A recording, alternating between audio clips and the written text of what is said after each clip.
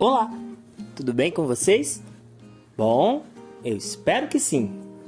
Eu sou o professor Paulo e essa é mais uma aula conectada do projeto Educação Conectada de Santa Cruz do Capibaribe.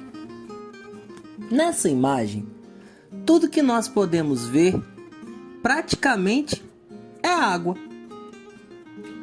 Água em estado líquido, água em estado sólido na geleira e água em estado gasoso nas nuvens, lá no céu.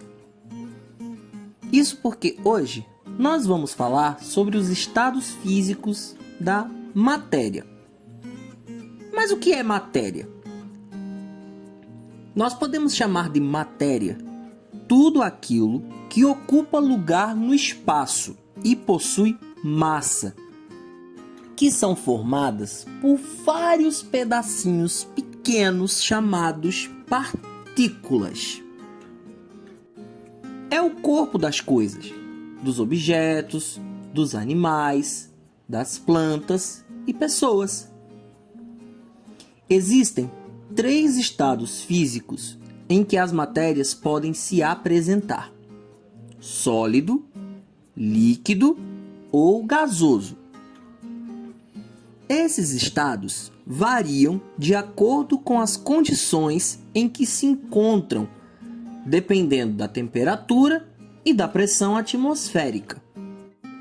No estado sólido, as partículas se encontram aglomeradas, condensadas, fortemente unidas, ou seja, bem juntinhas, dando forma ao objeto ou ao corpo.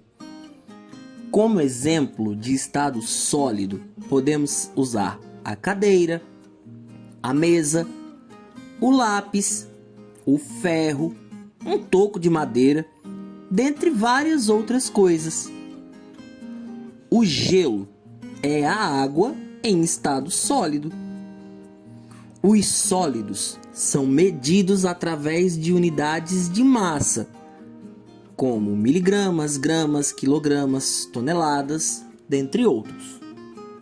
No estado líquido, as partículas, aqueles pedacinhos, encontram-se menos unidas e não têm uma forma definida.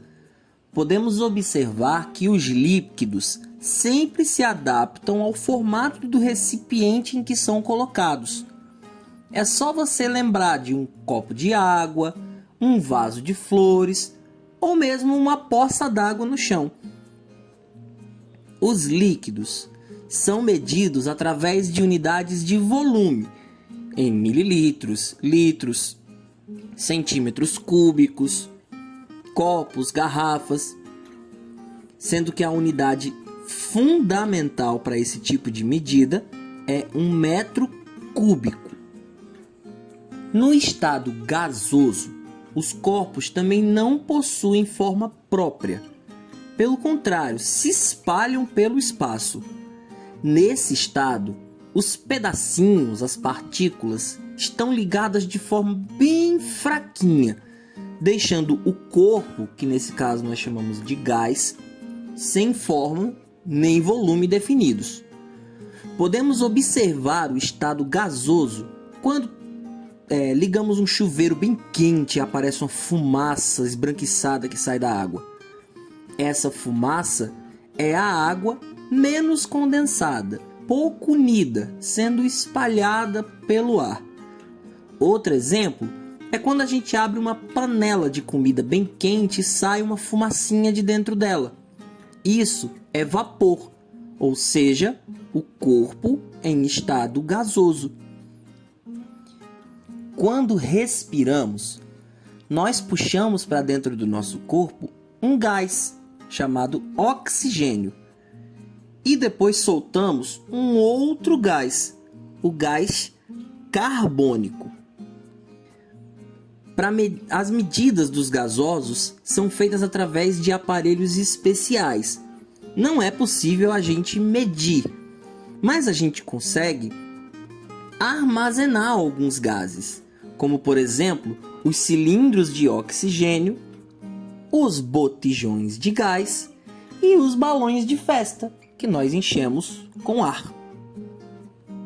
Agora, você vai prestar bastante atenção na explicação do seu professor ou da sua professora e fazer as atividades. Eu, logo, tô de volta com mais educação conectada.